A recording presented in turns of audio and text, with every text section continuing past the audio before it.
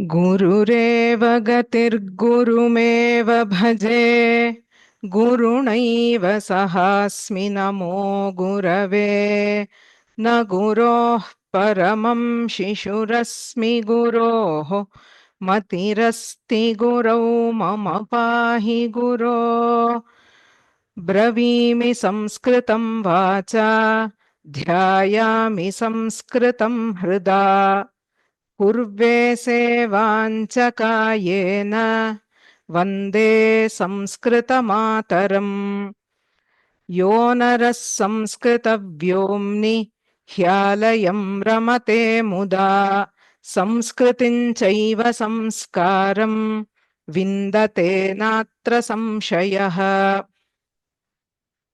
नमः सभाभ्यः सभापतिभ्यश्च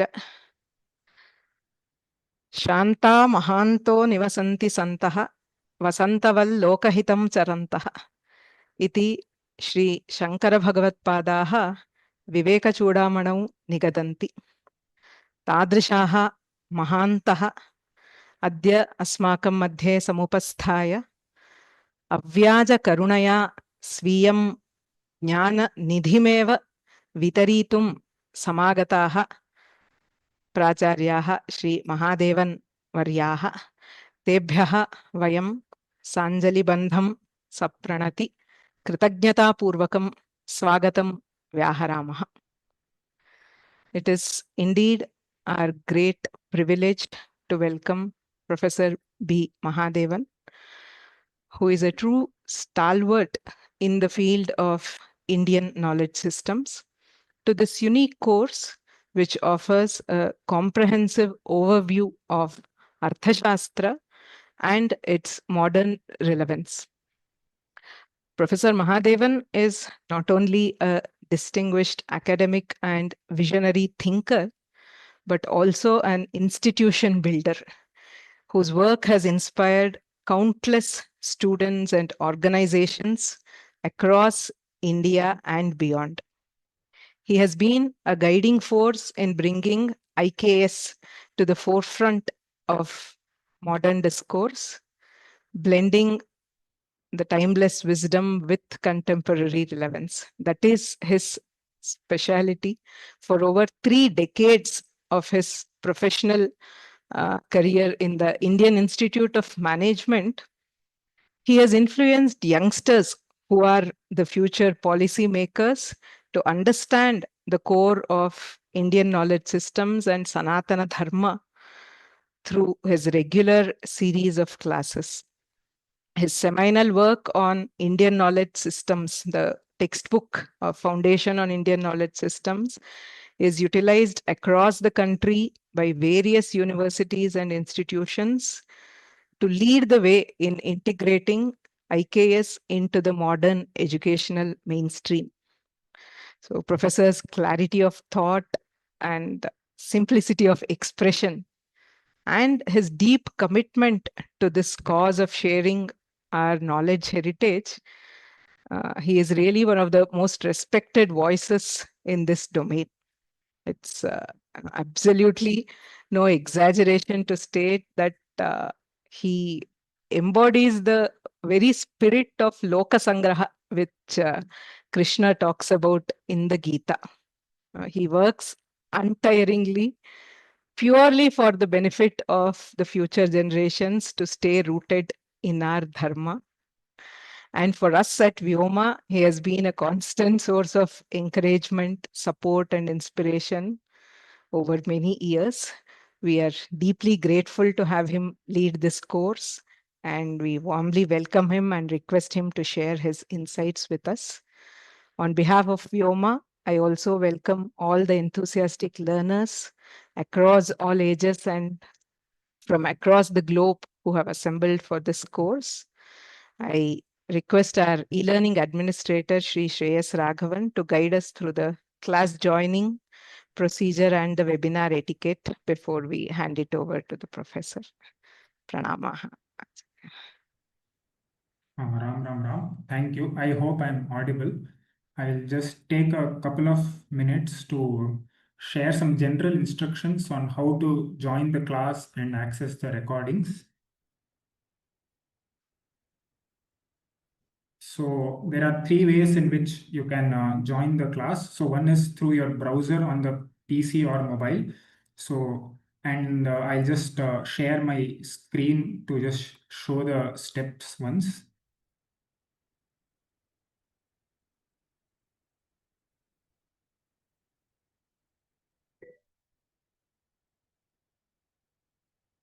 So once you come to our website, Sanskrit From Home, you can click on login here. And then if you enter your credentials, you will be taken to the student dashboard. And once you enter the student dashboard, you can see here under the section today's classes, you will be able to see the classes. And once the teacher has started the session, the join now will be available. You can click on join now and then you can enter the class. So this is through the browser, and through email also you will receive reminders 1 hour before the session starts, and also once the teacher has started the session. So you can click on the link which will again take you to the student dashboard, and you can click on join now and enter the class. And the third way is through the mobile app. Here it is the easiest way. You just need to open the app, and you can directly click on the link and join the class. So the important point is only once the webinar has been started by the teacher or the host, you will be able to see the join now option. So please keep refreshing the page or wait for the class to be started and then you click on join now. Some frequently asked questions. So will I get access to the session recordings? Yes, both audio and video recordings of all classes will be available, and they will be uploaded to the course as soon as possible. Since the classes will be daily, we will upload them before the next class. And the recordings can be accessed again in the student dashboard. Here under continue learning, if you click on the course, here you will be taken to the curriculum, and here under the content section, you will be able to access all the recordings. And even in the app, it will be the same way. I have attached the screenshot here. Under curriculum, you can see the recordings.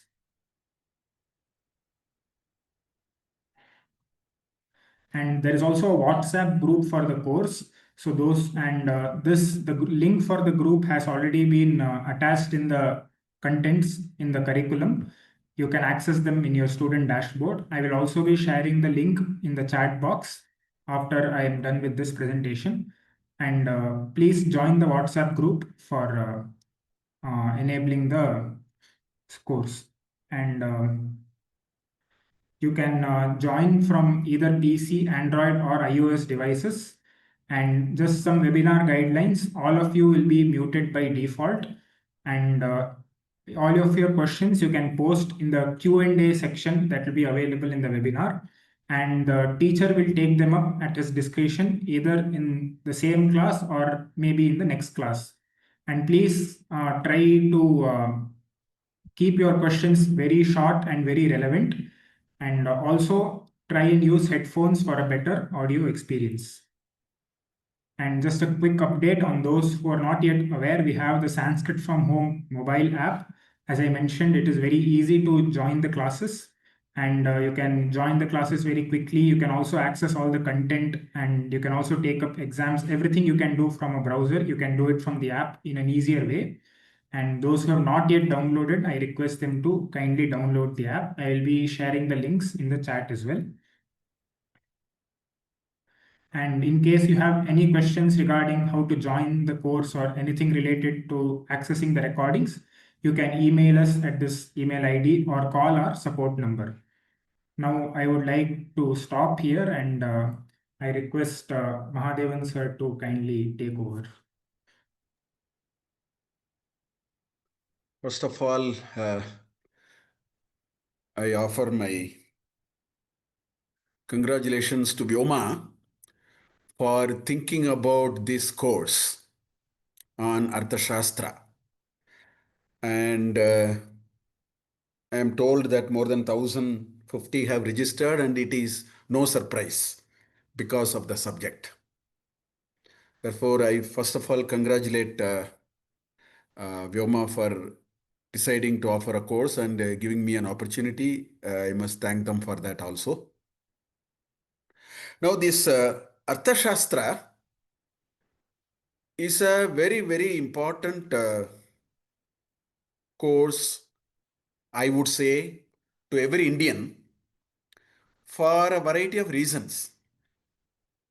First of all, when we talk about Indian knowledge system, and there is always this nagging feeling of what is this Indian knowledge system?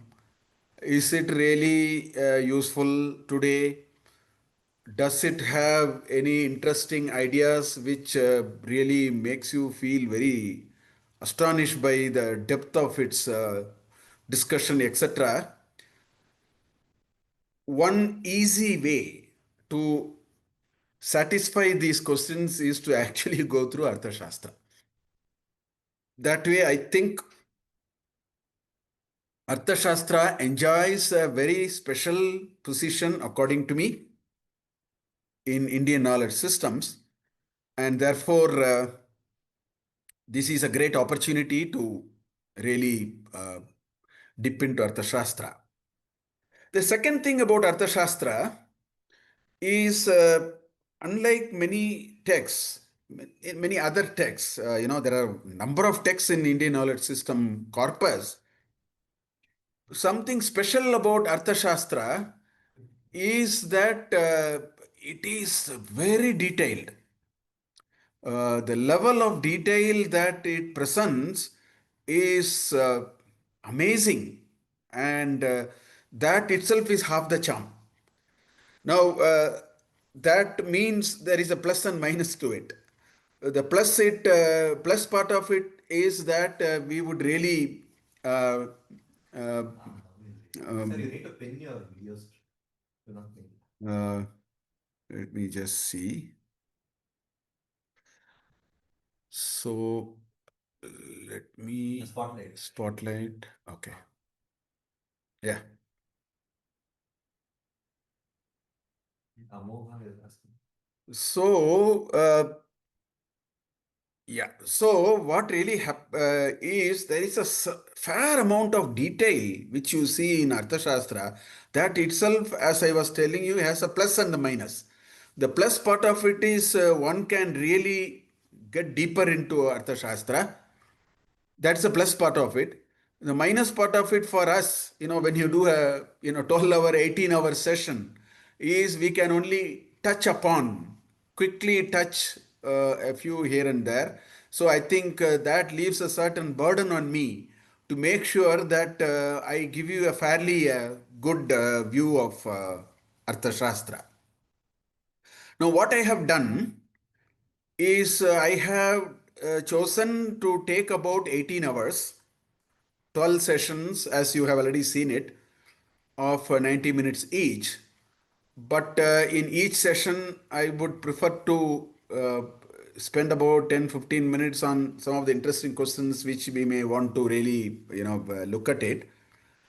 But other than that, I would like to give you a fair understanding of Arthashastra. Now, there are two parts to it. There is one substantive part on foreign policy, on international geopolitical dynamics that we are going through, many things that we are going through, and the kind of choices these leaders are making. I am able to see some parallels in Arthashastra. So that is one substantive part. I would say half of Arthashastra, maybe, if not half, maybe 40-45% of Arthashastra is looking at that. And the other part is a great deal of very interesting ideas on how do you govern organizations. Although he talks about a country, a state, Kautilyan state, I may call it, as we go along. But those ideas are very interesting. So I have consciously chosen to not spend time on the foreign policy because it is a very specialized subject. That very few specialized people, historians, some political policy makers, they may need it. I have consciously kept that because I have to make a choice. Instead, I have chosen to provide a very good uh, uh, description of how do you do what is called public administration and governance, from which we can also draw some very interesting ideas for even business organizations and so on. And that way it might actually be of interest to a number of people. So that is one conscious choice I have made. And I have, as you would have seen the course outline, I have split it into 3 modules, etc. The other thing that we are doing, I think I am very thankful to Vyoma for thinking of it, is they have very beautifully done it like a nice structured course, so that if universities can allow their students to take this course, I think they will conduct an exam also and get certified. So in today's academic bank of credits, if people can transfer credits, it will be very good. We are hitting 3 mangoes with 1 stone. We get an appreciation of Indian knowledge system. We know what is Arthashastra. We also get some sort of recognition for our effort. And so I think it's a very nice arrangement that Vyoma has done. So all these are very interesting elements of this course. I hope you will find this interesting. And as we go along, let us see how one can understand how some of these ideas are very interesting. I mean, what personally baffled me, and that's why I agreed when Vyoma asked me, sir, why don't you do a course on Arthashastra, is somebody 2200 years back can envisage, can think of issues and problems in such a level of detail and present it that it makes, personally to me, it makes eminent sense and eminent relevance is what baffles me personally. I am sure as I keep taking you through these sessions, you would also feel it, consume that joy of going through it and so on. So, Artha in Sanatana Dharma, Artha is a very important term, is one of the Purusharthas that we are all aware of. We say Dharma, Artha, Kama, Moksha, right? So, in the Sanatana Dharma perspective, there is this Artha. So, many people might possibly think that Arthashastra means how to make quick money. If I have to take Artha is equal to individual wealth or anything like that. Now, there is some truth in it, but not entirely. This Arthashastra is actually something much larger. It also talks about wealth, but it has taken a much wider connotation of it. So, what we would do is we will start this entire discussion with a certain understanding of this word Artha. Today, what we will do is we will try to understand what is this Arthashastra as Kautilya has seen. What does it have? What kind of things are discussed? What is the Swarupa of this Shastra? As you know, Shastra in our Sanatan Dharma, Shastra means science. Shastra means a structured body of valid knowledge. That is what is called Shastra. So, Arthashastra is a valid means of knowledge which confines itself to a broader understanding of what is called Artha. So, I think we will start there. So, let me start this whole course with a certain understanding of the term Artha, and then let us move on from there. I hope my slides are visible to everyone as I am using some slides. If somebody can just indicate it Yes, in the sir. chat, that would be, yeah? Yes, sir. It's visible. Okay, thank you. So, we will first start with what is this Artha? Because I think in right earnest, we must get that part of it quickly clarified. And surprisingly, Kautilya also in his very first mantra, if I have to say, he has defined artha. I think that's how he has also started. So let us start with the meaning of the word artha. Essentially, this is the first mantra in the first book, in the first chapter. So I'm using a 3-digit notation, as you can see here, 1.1.1. Throughout, we will use a notation like this. The first digit is the book. So when you say 1, that means book 1. The second digit is the chapter. So in the book 1, first chapter. And the third one is the mantra, because each chapter may have a certain number of mantras. So 1.1.1 literally means that we are talking about the very first mantra in Arthashastra. What is it saying? Prithivya labhe palanecha yavanti arthashastrani purvacharyaihi prastapitani prayah tani samhritya ekam idam arthashastram kritam. This is how Kautilya starts. He says, look at what he's saying. He says, Prithivya labhe. Right? That is what he is saying. He is saying that you have to gain Prithvi. Prithvi means Bhumi. So how do you acquire Bhumi? How do you acquire Prithvi? Labha is acquiring. Palane means protecting. So the Arthashastra that he is talking about is a science. Yavanti Arthashastrani Purvacharyahi Prastapitani. This is a very interesting part. Kautilya says, I am not doing Arthashastra. Purvacharyas, so many teachers in the past have actually talked about it.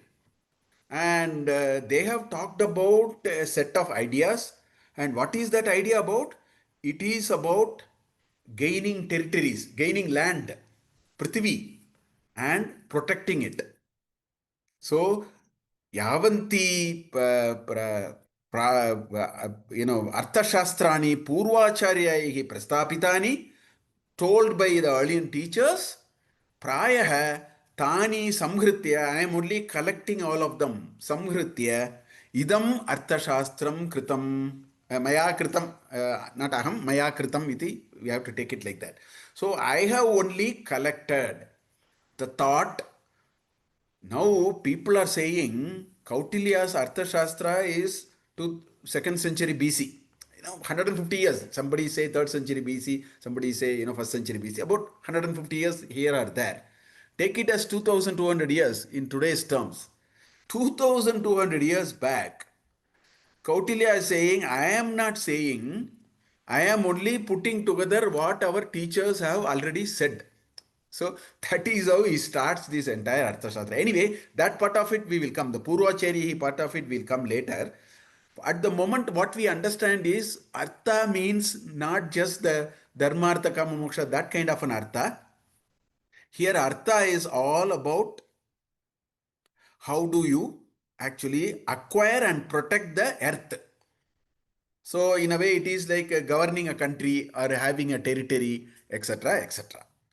Now, we will also see some more beautiful definitions contextually we find in Arthashastra so that we really understand what is the scope of this Artha. So, there are many perspectives of Arthashastra which you will see in Kautilya, in the entire Arthashastra. For example, in the 7th chapter in first book, there are mantras 6 and 7. And what is it saying? Artha eva pradhana iti Kautilya. Kautilya says, wealth is very, very important. Here the meaning of artha is wealth or well-being. Okay? Artha molohhi dharma kamau iti. The dharma and the kama, the other two purusharthas, dharma and the kama, critically depends on the artha. That is the position Kautilya has taken. So he says it is about well-being. And if only you have some wealth, you can take care of us. The king can take care of the Rajya. The head of the family can take care of the family. The head of a company can take care of the employees only when there is proper artha. So therefore, artha moolau hi dharma kamau iti. That is one definition of artha. The 15th chapter, 15th book, which is the last book in Arthashastra, first chapter, first mantra, he exactly repeats what he said in the first chapter, first mantra. Same thing is repeated. Manushyanam vrittir arthaha, manushyavati bhumihi tyarthaha. He says, Manushyanam vrittihi arthaha. To have a livelihood, to have a proper life, we need artha. Manushyavati bhumihi ityarthaha. To make it happen, it is the land. It is the Prithvi. Prithvi only gives everything to us. So therefore, the wealth that we need is actually derived from Prithvi Mata, the Dharini, the earth, the mother earth. So Manushyavati bhumihi ityarthaha tasyaha prithivyaha labha palana upaya shastram artha shastram iti. Labha and palana. What he said in 1.1.1, he says here also that prithvivyam labhaha palanecha upayaha, that which helps. That shastram is artha shastram. So it's all about saying, if only you have a good endowment of land, that generates wealth, and that wealth is what goes to citizens, and that is why citizens are all happy, people are all happy. So the wealth, every part of wealth comes from bhumi. That is the position he has taken. That's why he is also talking about wealth, but he calls it as arthashastra. Okay. Then in the first book, fourth chapter, there is a third mantra. There he gives a different perspective. He says, Anvikshiki Treyi Vartanam Yogakshema Samadhano Dandaha. He says Arthashastra is all about danda. Means a certain kind of control. Or Yogakshema Sadhanaha Dandaha. The sadhana, to make yoga and kshema happen, you need danda. Tasya nitihi danda nitihi. So that which is able to make sure that yoga kshema is there for all the citizens, that is called dandaniti. So Arthashastra is also called dandaniti. Then what is this yoga and kshema? That also he defines here. He says, alabdha labhartaha. Alabdha, that which we did not get. That wealth we did not get, if we are able to get, that is called yoga. Labdha parirakshani, what we already have, we should protect. See, there is no point in having wealth, and the wealth also goes. Somebody steals it and takes it away. I make hard earned money, and there is no guarantee. People, some thief comes, some fellow comes, and we'll see all that very nicely in the book actually, how he addresses all these. So, labdha parirakshani, rakshita vivardhani, what I have protected must, wealth must also grow. All these today people talk about. Okay? Rakshita vivardhini, vriddhasya tirtha pratipadini cha. Of the people, for all the people, this is the tirtha. This is the endowment of everything for people. Tasyam ayatta loka yatra. Our ability to follow that is the way the whole things will happen in the world. So many activities which make it happen. That is the way this world works. So here he talks about artha as an economic productive activity. So like that, different perspectives are there. So artha means the art of wider governance. Governance. At the end of the day, we should be able to. Where is wealth? Wealth is in the society. The wealth has to be protected. Wealth has to be, people must be able to enjoy their wealth. They must be able to protect it. They must be able to grow it. Today's economic policies are also only, all economics, public economics talks only about that. That is what he is saying. So Arthashastra is also economics, public welfare, social welfare. All those are part of Arthashastra. So different ways we can understand Arthashastra. So therefore, what do we understand? Artha is a means for satisfying all the materialistic requirements for everyone. At the end of the day, we all need I need a good car, I need a good house, I need a good iPad for me, or I need an iPhone, I need good gadgets, I need good education. Like that, one can keep on telling. All those are our materialistic requirements. For all that, we need artha.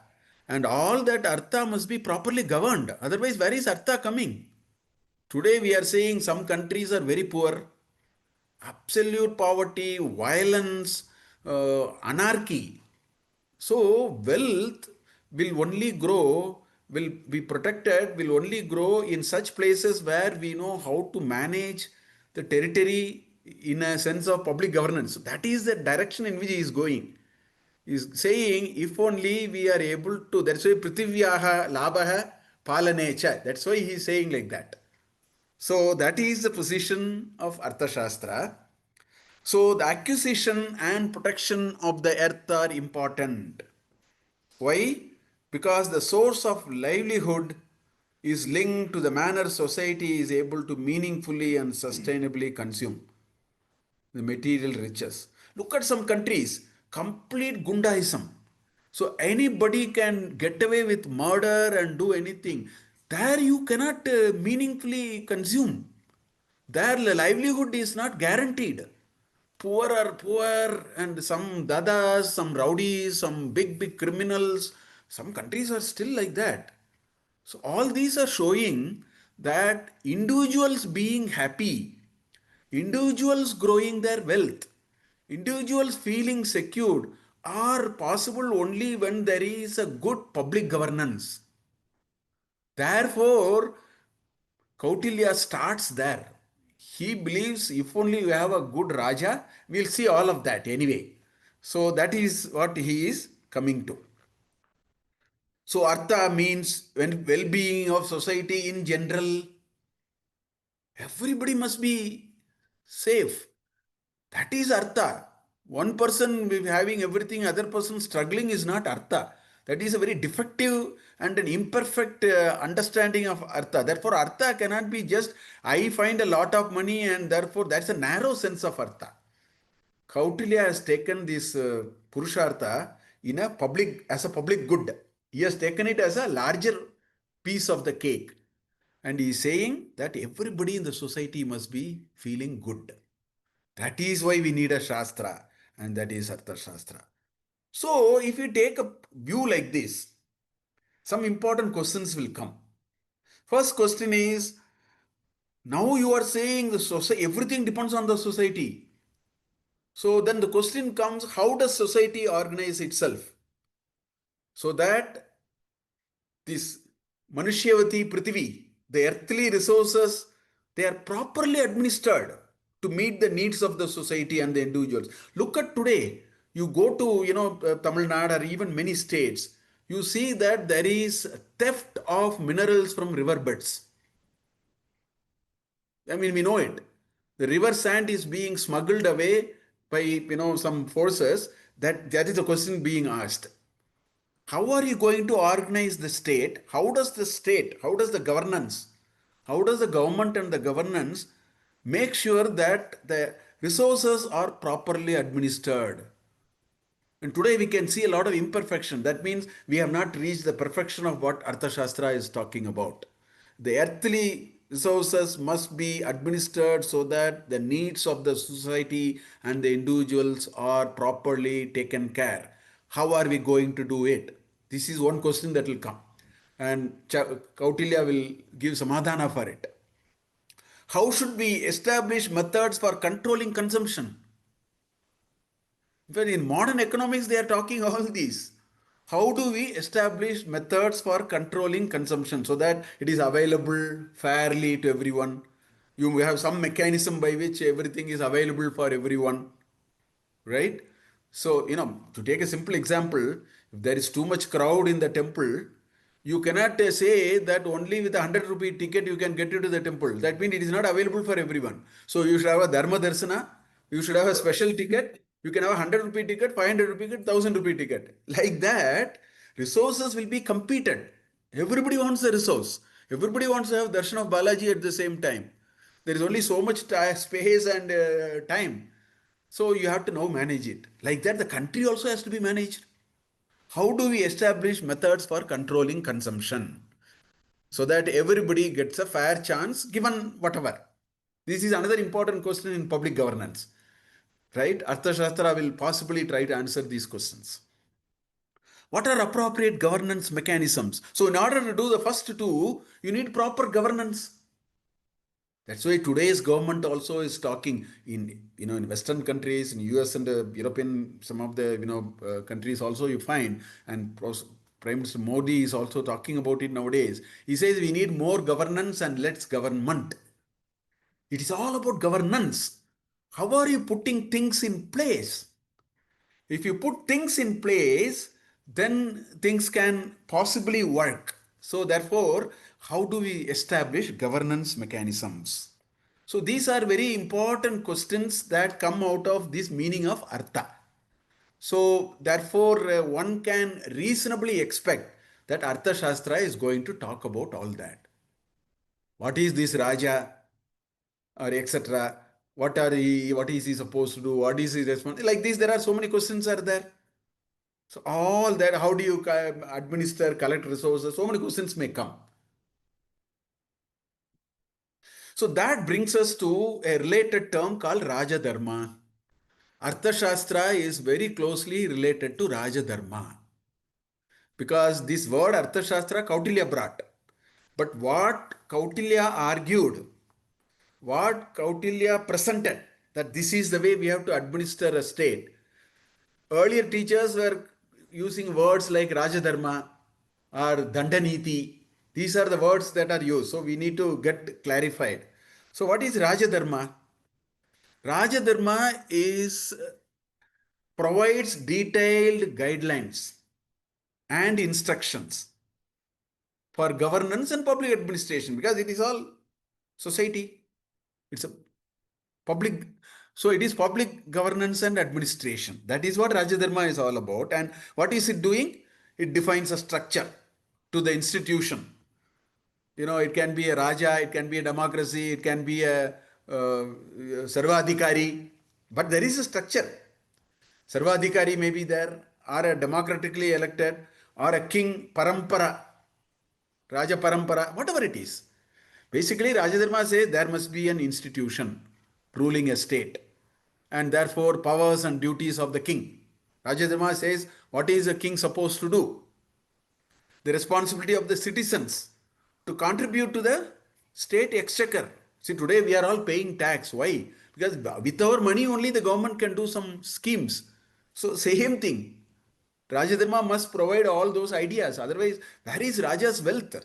He should find a way of collecting wealth which can be put to good use.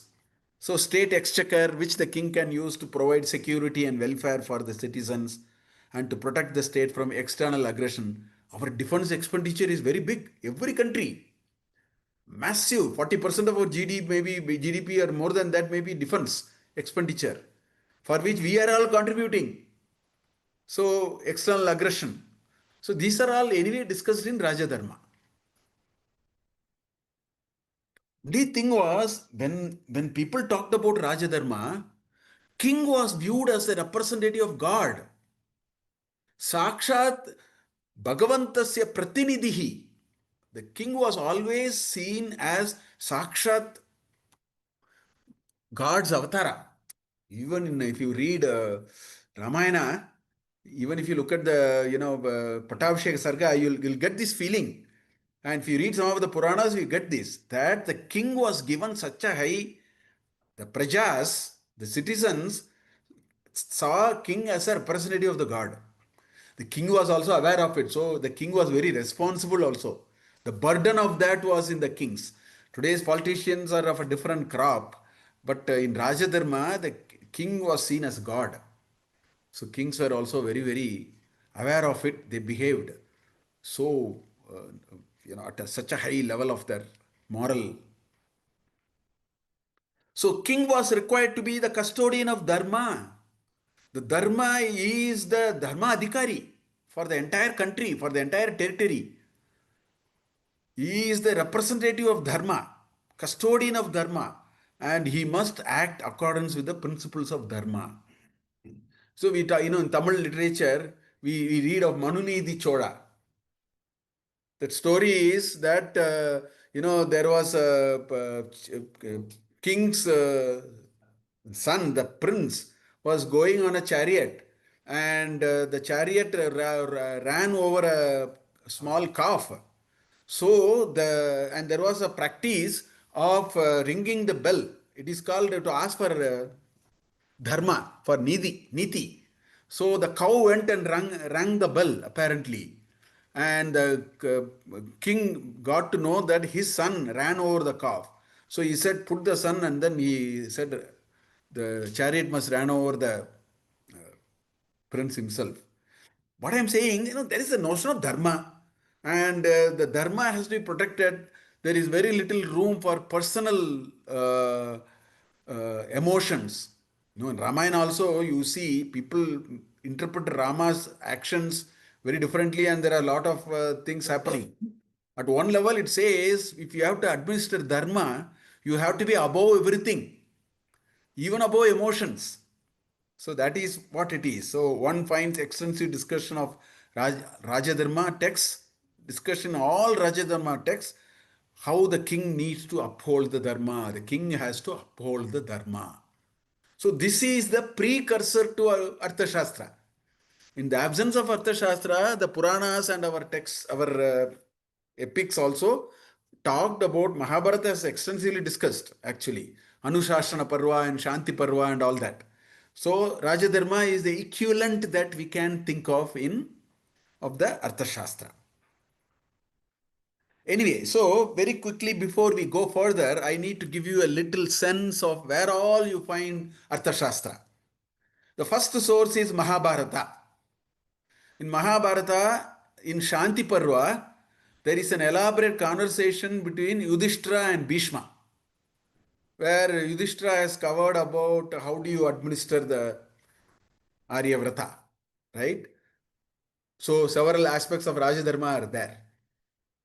Similarly, Anushasana Parva, when the Bhishma Pitamak was on a bed of arrows and he waited for the Uttarayana, until then he waited. What was happening at that time? The war was over, and the Pandavas, particularly the Yudhishthira, went and had a big conversation with Bhishma Pitamaha. That's part of Anusha. So 129 chapters, I think, in Anushasana Parva. So that also has details of Rajadharma. So one big text for Rajadharma is Mahabharata. Then you have Manusmriti. Manusmriti chapters 7 and 9 covers duties of the king and legal justice. How do you administer justice? So the Rajadharma elements are all part of 7 to 9. First 6 chapters of Manusmriti is all about Varnashrama Dharma. Grihastha-ashrama, Brahmacharya, Vanaprastha-ashrama is the 6th chapter.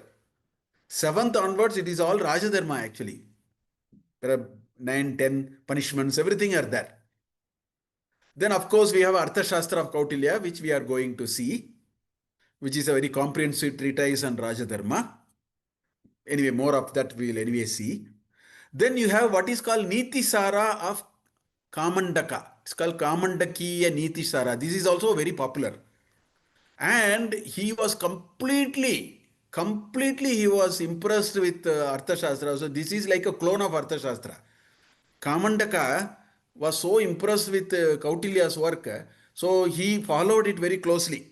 He was inspired by Arthashastra, 20 chapters, deals with obligations of the ruler, governmental organization, principles and policies of the government, interstate relationships, ethics of envoys and spies, varieties of battles. So Kamandakiya Nitisara was known to people. 11th century and onwards and all that, I think. Nitisara. Then you have Manasollasa or Abhilashitartha Chintamani of Someshwara 3. This is, I think, 16th century or a little earlier than that. I don't know the date correctly. Around 16th century, I think. It is an encyclopedic work covering many topics including Rajadharma, medicine, horticulture, perfumes, food, architecture, games.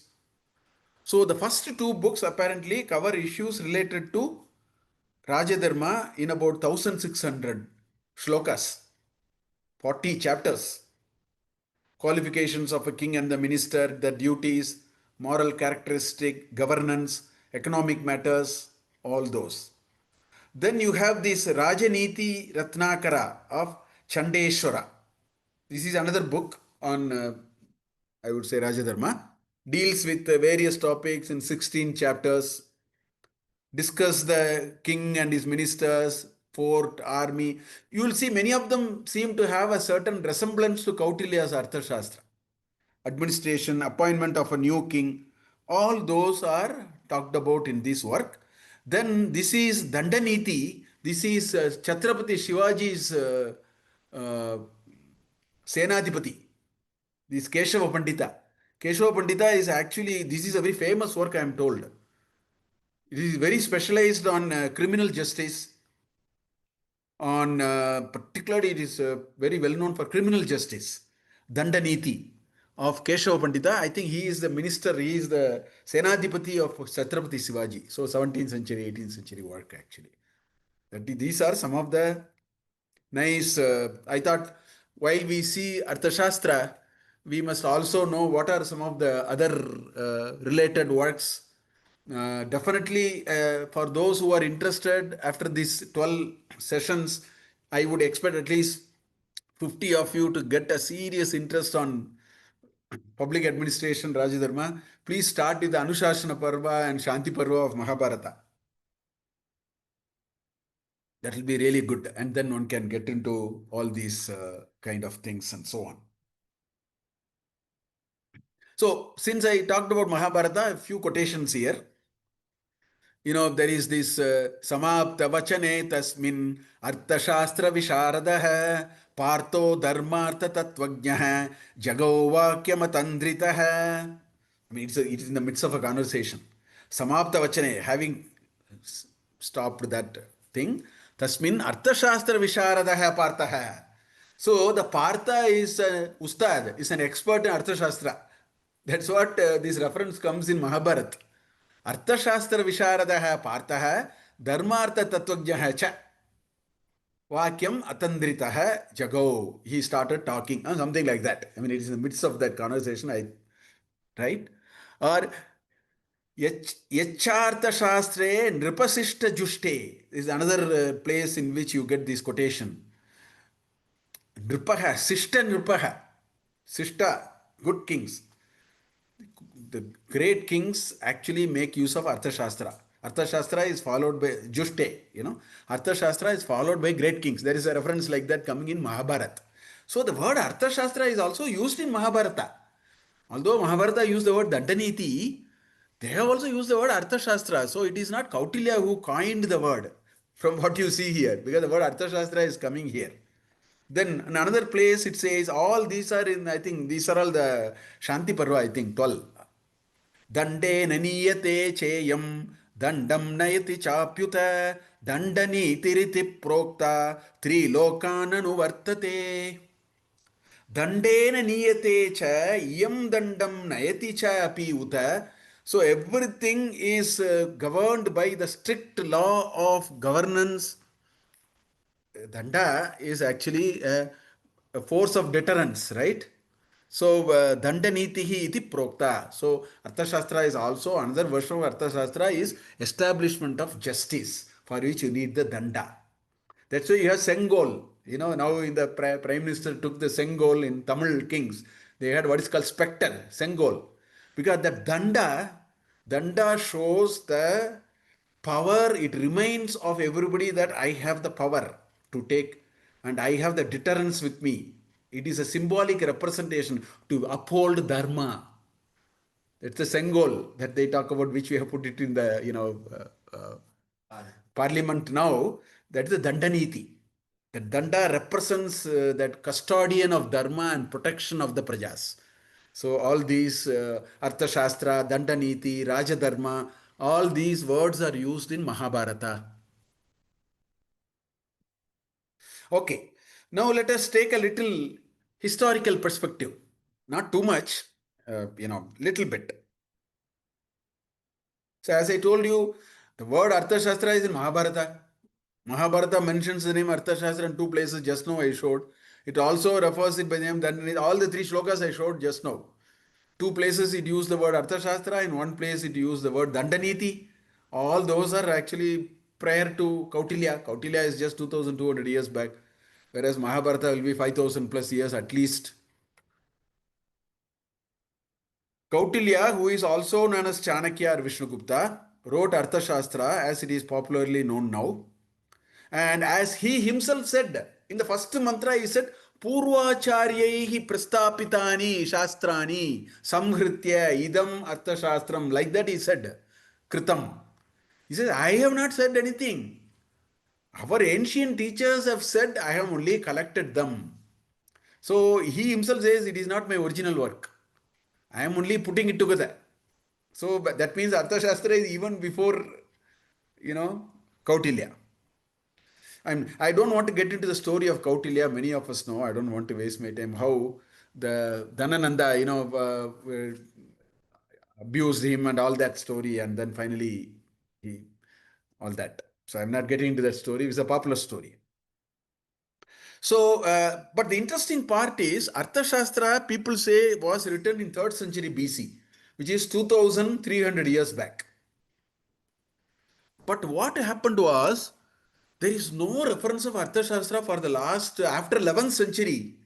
I think the last somewhere Kamandiki Niti Sara was, I think, 11th century. After that, nobody knew Arthashastra. Arthashastra was not to be found. No mention of it. It so happened in 1905 in Mysore, one farmer was ploughing his land. When he was ploughing his land, he found something. These are all manuscripts. So when he was ploughing the land, some manuscripts came. So he didn't know what to do with that. He took it and went to Oriental Research Institute, Mysore, and there is this great scholar by name Shyamasastri. So he gave it to Shyamasastri. Today, if we are talking Arthashastra, I am telling you it is only because of Shyamasastri. He completely cleaned it because it was lying below the earth. How many years? God knows. This, farmer was plowing it, it's a divine providence, it came out. Then he cleaned all the manuscripts, read slowly what is there written in the manuscripts, and brought the shlokas, brought the English translation. 1905, he brought the book. So we are indebted to, as much we are indebted to Kautilya, we are indebted to Shyamasastri also, because he is the one who brought it. So between 1905 and today, in the last 100 years, enormous activity has started. People started reading and so on. The second thing, there was a University of Mumbai professor by name R.P. Kangle, University of Mumbai. What he did was, he did a very wonderful work. Of course, for everybody, Shyamasastry's work is the starter. So he brought 3 volumes in 1959. 3 volumes. Volume 1 is all the mantras in Sanskrit. Volume 2 is the English meaning of the mantra. So you can keep both the volumes. I would encourage, if you are interested in Arthashastra, I will encourage you should buy R.P. Kangle's 3 volumes. I mean, they are also available in the archives. Shyamasastri is also available in the archives, but such an important work you should keep in your bookshelf. So 3 volumes of R.P. Kangle. There was a second volume. For each mantra, there is a translation. There are a lot of footnotes. That shows the amount of research. He has done a lot of research. Then, so that is book 2. So book 2 is simply an English translation of all the Sanskrit mantras which are there in book 1. Then he wrote a beautiful book 3. That's also very nice to read. He has done so much work. He has thought about it, Arthashastra, so much. So he has written his own set of essays. According to him, what he understood. It was a pleasure to read. In fact, I could read that very nicely before I wrote a chapter on Arthashastra in my Indian Knowledge System book. That's when I read all these little bit. Very nice. So that is another important work. Then we have one diplomat by name L.N. Rangarajan. In 1980, he came with a beautiful book on Arthashastra. And the charm of that book, he is an ambassador. He is an Indian Foreign Service, so he was very impressed with Arthashastra. He has written an 800-page book. Very beautiful, that also. So if somebody has to really dip into Arthashastra deeply, my advice is keep Shamasastri, which you can download from archives. R.P. Kangle, 3 volumes. L.N. Rangarajan book. I think we are on a sound footing to really consume Arthashastra that we want, and so on and so forth. Of course, there is one T. Ganapati Shastri of, I think, Swadhi Tirunal Court or something, Trivandrum. He has a Samskrita Tika. That's also well, it's proper Samskrita Tika for Arthashastra. So like this, and there are many more now. Some foreigners have taken up, they have done, all that are there. So this is briefly the history of Arthashastra. So to sum it up, we got Arthashastra really only in 1905. That is the moral of the story. And after that, such a treasure has come out. It's like, after an eclipse, the sun radiates fully. So today, this is like Rahugrasta Divakarendu Sadrishaha. The Rahugrasta Divakarendu has come out. The Rahugrasta is over. So they are shining. So that is how Arthashastra is. So as he told, it is not his work. The first sloka itself he said, Purvacharyaihi prastapitani samhritya idam sastram maya kritam, etc., etc. But it's very nice. In 112 places in the text, in the book, entire book, 112 places, many teachers and their opinions are quoted. He actually brought, no? What did Bharadwaja say? I have not included Bharadwaja here. It is also there. What did Brihaspati say? Ushanas, what did he say? Prachayatasa, what did he say? Manu, what did he say? Parasara, what did he say? Ambi, what did he say? 5 different schools of thought.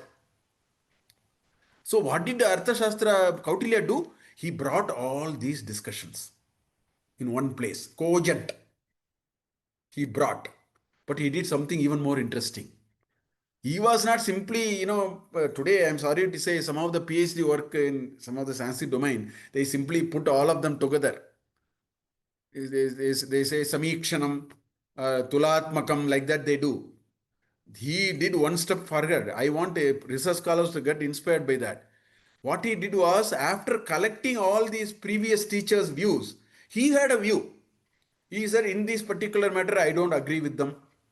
I agree with A, but I do not agree with B. I don't agree with A, B, C, D, E for this reason. So I am now suggesting something new. So he really added. He added more and more to it, not simply collected old information and presented. He also added. That's a very interesting part. So this is Kautilya's contribution. Cogently brought all old thought, put it very nicely. He also added his views on it. Now people confuse between Dharma Shastra and Artha Shastra. Sometimes they think, oh, they are all very close. Not really. Dharma Shastra is concerned with individuals, duties of every individual. That is called Dharma Shastra. And what is the idea of Dharma Shastra? Morality. Dharma at an individual level. Ethics, moral, all that. We should not do Nisheda. It should be Vidipurvakam. Nisheda Karyani Mastu. Right? So it lays duties. So if you don't do it, you will have Nisheda. Nishiddha Karya, Nishiddha Karma. Right? And it came from religious, strictly it is religious, and it wanted to present a very ideal, how an ideal individual must be. So Dharma Shastra is about an individual. For every person. It is a Shastra for a person. Whereas Artha Shastra is for the society, not for the individual. Rulership, justice, administration. There the standpoint is lawgiver, the spectre, the Danda Niti. Everything is strictly by that dharma of the society. That's why it's called Raja Dharma. Right? Crimes are to be punished by the state. And it is very realistic and it is very worldly. Because you have to administer Vyavahara. In Dharma Shastra, it can be Paramarthika. Whereas in Artha Shastra, it is Vyavaharik. You have to control, you have to, make things work properly. So it is some sort of a management. So it is realistic and worldly. Whereas Dharma Shastra is religious and idealism. How can I become completely evolved? That mumukshutva, how do I reach? Those are the ideas. Dharma Shastra helps for all that. Arthashastra is vyavaharik. How do you handle things? No chaos. Everybody must feel happy. It should be fair and justice, just for everyone. That is the uddesha of Arthashastra. Okay. So therefore, this is another interesting part.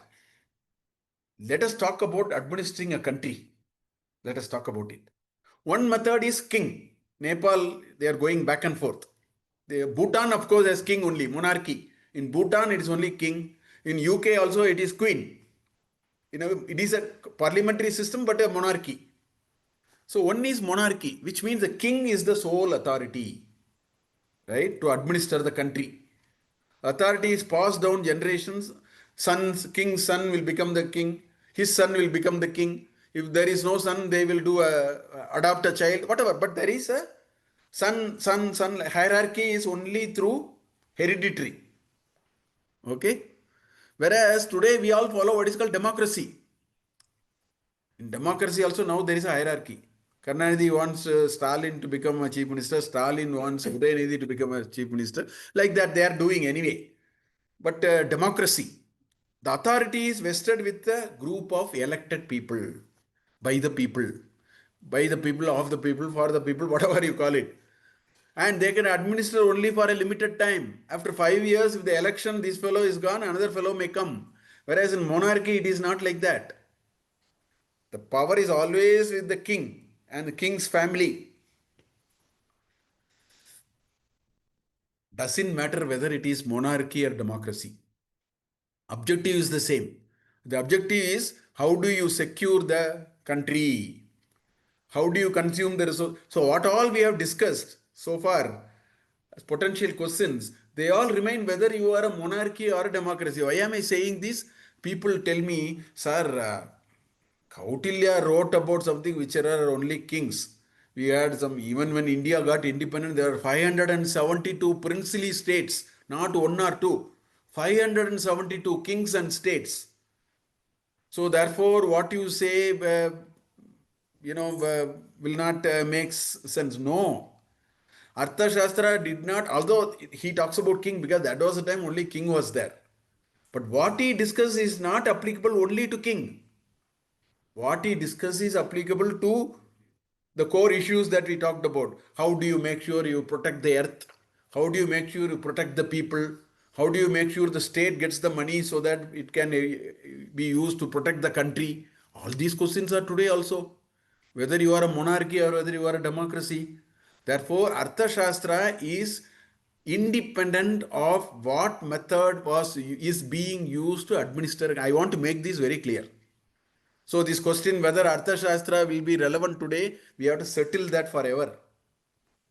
Whatever is the governance, you will find his ideas are very, very interesting. He has such a foresight. He has thought about it so well. So beautifully he has thought about it and then come with a lot of details. What is astonishing is his level of details. I can't even get into all of them. I can only inspire you by showing a few here and there because it is so deep. So many details in everything. That is what baffled me in Arthashastra. So, Arthashastra has taken this position. Statecraft alone can make general well-being possible. Communists also saying the same thing. Communism or socialism or free market, all will fold into Arthashastra in some ways because Arthashastra is also saying the same thing. It is only the state activity that can make general well-being possible. You cannot leave the entire country to private parties. Not possible. Poor people need education. Poor people need health. You need poor people to travel for 1 rupee 10 kilometers in the bus, if not free. That and all only a state can do. A private profit-making person cannot do it. Therefore, you need a state for general well-being, protection of the earth, acquisition, which are essential part. That is why East India Company came here. East India Company is only a business. But finally, Britishers only administered India, not East India Company. In 40 years or 50 years, they gave it to, because an individual private business cannot do protection of earth and acquisition and all, not possible. It is only a government can do, a public something can do. So that is the declared province of the Shastra. Therefore, the Shastra will be applicable. This is an important activity. Therefore, and Arthashastra says, I am not bothered whether it is a monarchy, whether it is democracy, whether it is autocratic leader, Burma, for example, the juntas are administering. He says it doesn't matter how it happens. I will do two things. Arthashastra is saying there are two things required. One, by able administration, the ruler should protect the territory. See what is happening. Look at now Ukraine and Russia. It's all grabbing territories. I don't know the background, but I'm saying at the end of it, Russia is saying, give me all that. So first you have to protect your territory. If you can't protect your territory, where is the guarantee? We lost the territory for 200 years in this country. Then we have to really do something to protect the territory, get independence. So he says you need to do able administration. First 6 books of first 5 books of Arthashastra talks about it. Able administration, the ruler should protect the territory first. Then book 7 to 12 or 7 to 13. Okay, that talks about by which you can do territorial expansion. Add more and more and make your country bigger. Because it is during Kautilya's time, the Maurya kingdom was really came up to South India. That picture you should see, Maurya kingdom, because that is the second part. Today it may be a little difficult. This acquisition of land may be difficult today. So that's why the second part I don't want to discuss much. Because I see less relevance of it in certain parts. There are many interesting parts there also, but not now. I mean, because the details are far too many, I have to make a choice. If there is Arthashastra too, at that time we'll have to discuss it actually. Anyway, so it has two parts. How do I protect my country? How do I expand my country? Now, China is also wanting to expand its country. India doesn't want to do it that way. We want to protect our country properly. So the first 5 books are very useful for that. So now I will give you the Swarupa of Arthashastra, how it is organized and so on. So Arthashastra is not about discussing whether monarchy is better or democracy is better or tyranny is, none of that. Nowhere you will find that discussion. There is no discussion of the relative advantage or disadvantage of alternative forms of government. You look at somewhere. Because Kautilya know, whatever it is, the issues are common. So I will rather focus that, rather than worried about whether it is a monarchy or whether it is a king, whether it is a prime minister and a president, etc., etc. He is not bothered about that. He is not also bothered how did the state form in the first place. Origin of the state also is not of his interest. Because some economic historians may have interest. We don't have anything of that kind in Arthashastra. It talks about practical administration. And here is a country. It may be a king, a president, a parliament, whatever it is. It has to be administered. That's why vyavaharika vishaya. The vyavaharas are to be properly balanced. So it is a vyavaharika vishaya. Practical administration is what Arthashastra is all about. That is what it is, right? Now I'll tell you what it has. I think we have to sort of end here by understanding what does Arthashastra indeed contain. Shastra samuddeshaha panchadashadikaranani Sashiti Prakaranashatam Sapanchashadhyayashatam Shatshloka Sahasraniti. Shastram Uddesha means approximately. Not exactly. That approximately is only for the Shat Shlokas, 6,000 shlokas. That's where the number is approximate. The others are all not approximate. Okay? So he says, Panchadasha Adhikaranani, 15 books. Adhikarana is a section or a book. So Arthashastra has 15 books. The entire Arthashastra is book 1, book 2, book 3, book 4, book 5, up to book 15. Panchadasha Adhikaranani. Sa Ashiti. Ashiti is 80. Sa means Saha, along with. Prakarana Shatam. So 180 Prakaranas are there. Prakarana means sections. Basically sections. So 180 sections are there. And these 180 sections are in 150 chapters. So in a chapter there may be more than one section also. That's why 150, 180 is coming. Sa Panchashat. Shat is Shata is 100. Sa Panchashat Shatam. Panchashat is 50. Shatam is 100. So 150. Sa Panchashat Adhyaya Shatam. 150 chapters. Shad Shloka Sahasrani. 6,000 shlokas. That Uddesha is for the shlokas actually. Approximately 6,000 shlokas. He himself says it. But people are today telling when they counted, because now Shama Shastri has brought everything, they find it is 5,900 or 800 and something. So 6,000 is, he might not have really counted, he would have said approximately 6,000. That is one possibility. Other possibility, some mantras are lost. Whichever way. Today we have about 5,800 and something.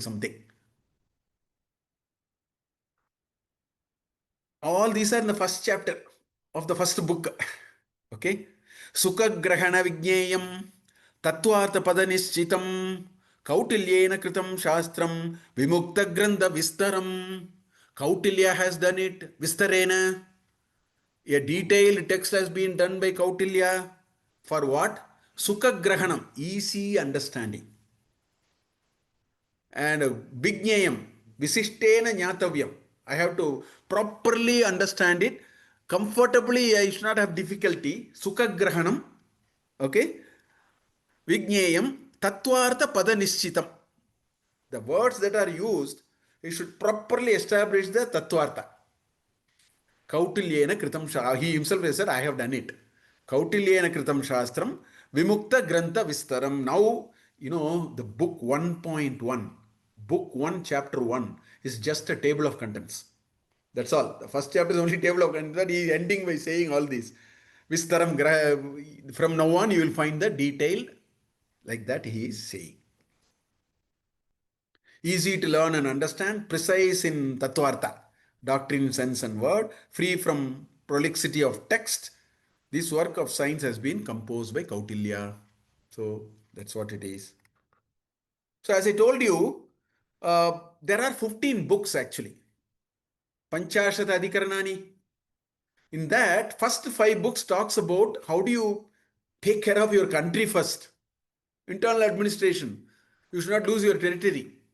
You have to take care of your country, protect it properly. Internal administration. That is book 1 to 5. Then book 7 to 13 talks about territory expansion. How do I, geopolitics. Today we say geopolitics. What do I do with China? When Trump does something, what should I do with Putin? All those are part of it.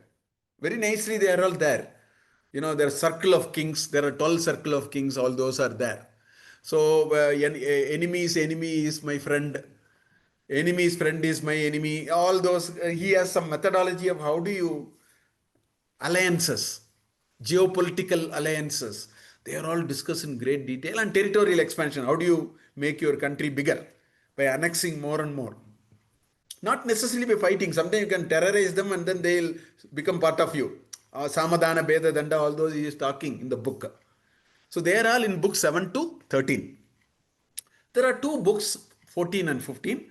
They have some, I will come to it, what it has. They are miscellaneous topics actually. I will come to it. Book 14 and 15. I have left out book 6 in between. You see? Book 6 is like a bridge. Book 6 has just 2 chapters. And they are the only 2 chapters which establishes so-called theory. The rest are all practical. There is no theory in this book. They are actually what you should do. It's like a manual. It is a manual for administering a country. Whereas book 6 has just 2 chapters. First chapter talks about what is, which we will see next class, Sapta Prakriteha and all that kind of thing. Very nicely conceptualizes his Arthashastra in 2 small chapters. Rest are all actuals. That's how it is. See, Arthashastra is not in shloka. Some I am reciting in shloka. For example, you see here, 1.1.19 is a shloka. Sukha grahana vijneyam tattvarthapada nishchitam kautilyena kritam shastram vimukta grantha vistaram. This is padyam.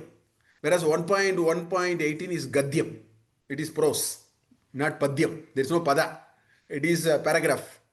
It simply says Shastra Samuddesha Panchadasha Adhikaranani Sashiti Prakarana Shatam Sa Panchashadhyaya Shatam Shashloka Sahasraniti. So when he says 6,000, all the 6,000 are not in shloka form. That's why I keep using the word mantra. Because I can neither say shloka nor I can say gadya or padya. That's why I am using the word mantra. Simply I say mantra. Because some mantras are like this, some mantras are like that. So 380 shlokas are there. The rest are all in prose. The remaining are all in gadyam. 380 is padyam. The remaining are all gadyam. Book 11 is the shortest book, just one chapter. That's all. Book 6 is the second shortest. As I told you, there are 2 chapters. One chapter, they establish the concept of what a government is very quickly. Constituent elements. 6.1 talks about Sapta Prakriti. 6.2 talks about foreign policy. There are only 2 chapters. Some 12 mantras, another 15 mantras or something, some 30 mantras in book 6. Book 2 is the largest book. 1/5 of Arthashastra is in book 2. Complete administration. You will be baffled when you read it. Directorate of Fisheries, Directorate of Inspection. I don't know how he thought about it 2,200 years back. Enormous detail. So if you are talking about 6,000 mantras, 1,300 roughly about 1,300 mantras are just in book 2. Because he talks about how do you establish the state missionary. Very detailed. It is there actually. Book 2 is the largest. Book 11 is the shortest. Book 6 is the second shortest. Just 2 chapters. Book 1 makes some introductory things, list of contents. It talks about the Raja. Raja is the most important. So book 1 talks about Raja. It's called Swami. It talks about Swami. What is Raja? How? What time? I will show you. What time you have to get up. Every day Modi more or less does similar things. You will be astonished to see. There is a detailed schedule. I told you Arthashastra is all about detail. Kautilya says what time the king must get up every day in the morning. After he get up, what are all things he should do, what time he should sleep. And there is a complete timetable. I'll show you the timetable. In one of the first book, all these are there. So first book has a lot of details about Raja and what his roles, what training he needs, etc., like that. As I told you, book 2 is the multifaceted nature of public administration. What are all a government must do. What kind of IAS officers you must have? I am using today's terms. IAS officers, secretaries, directors, head of departments, all that he has talked about. How do you settle the unoccupied land? How do you build a fort? Layout, town planning, zonal planning, town planning, all those are there. Thought about it at that time. What is the length of the road? As I told you, Arthashastra is never without detail. If it is a Raja Vidhi, it should be 48 feet or 96 feet, something is there. That level of detail, every instruction is to the point. You can't waver here and there. I wish today in IAS Academy they are not teaching. They should teach this properly in IAS Academy. It has that much of beautiful details actually. Book 3 and 4. Book 3 is about law and administration of justice. There is something called, Matsya Nyaya. The big fish should not eat the small fish. That is what is happening today. The big fish is eating the small fish today. He says Matsya Nyaya. Big fish, what is justice? Poor people should not be, dadagiri should not happen on them. That is the idea. So administration, justice, crime, control, merchants, they will take money and not do repair for you. They will run away. They will say they will do this, charge you 1,000 rupees, but they will not do that, they will do something else. Kautilya thought about all that and he has all ways to catch those fellows. Consumer protection, exactly. Customer welfare, consumer protection, all those he has done. Book 5, salaries of different employees of the state. From 48 rupees, pana, in Tamil panam we say, it's pana. There is measure of pana also. From 48 panas to 48,000 panas at different levels, how much salary should be given. That level of details are all available actually. I'll show you some of them as we go along. Book 7 to 13, as I told you, is all foreign policy. How do you deal with the geopolitics? The dynamics of geopolitics.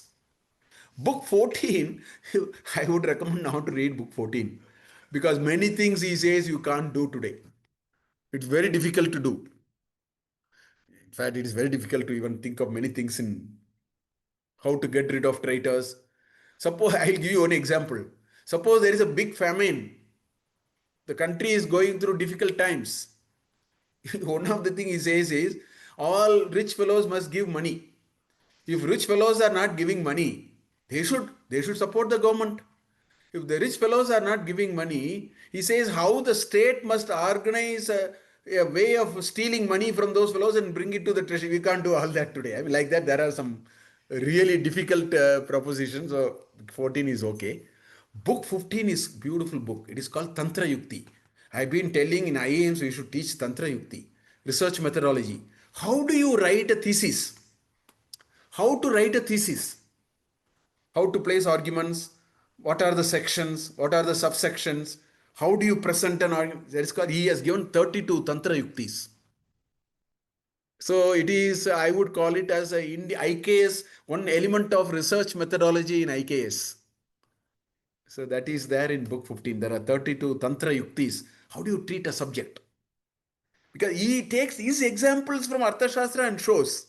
He is demonstrating the concepts he is saying. He is taking examples from Arthashastra and then demonstrating it. So that's an interesting book, book 50. So it is not Arthashastra, but he uses Arthashastra and talks about Tantra Yukti. So effectively, I will say 13 chapters today, 13 books, very relevant to us. 15th book is relevant for a different reason. It is a research methodology. How do you present something very well and so on. 14 is a little difficult to make use of today. It will be very risky to try what is happening in. Okay. I think I will stop here. We will take these couple of slides are there, but we'll continue this in next class. So in summary, I want to say that Arthashastra is a wonderful text, and we have to wait till 1905 to actually find Arthashastra. But what is so interesting in Arthashastra is extraordinary level of details and extraordinary concern for the citizen welfare maximization that we talk about. That is a big thing in Arthashastra. It has, and he is very upfront. He says, I have not done anything, but although he says like that, he has added a lot of valuable things by disagreeing with many teachers. Brihaspati says this, I don't agree. Bharadwaja says this, I don't agree. In this particular matter, I agree with Ushanas, but not Brihaspati for this following reason. So he also added a lot of value. But more importantly, he has very beautifully and cogently put all topics in such a nice structure and given enormous level of details that makes Arthashastra a very special piece of document. And so it will be our pleasure. As I told you, there is so much of depth. Enormous details are there. We can't get into those details, definitely. But we can definitely know what it is. So an interested person can always go further. See, my idea is to make sure that you develop so much interest that some of you can actually take these and then get into very specific elements and read it in great detail and offer courses, do your research, etc., etc. All those are possible. And that is what it is. And with these, I think we will bring today's class to a close, and we will meet again tomorrow at 8 p.m. And thank you for this opportunity, and we will meet tomorrow. Shubharatri.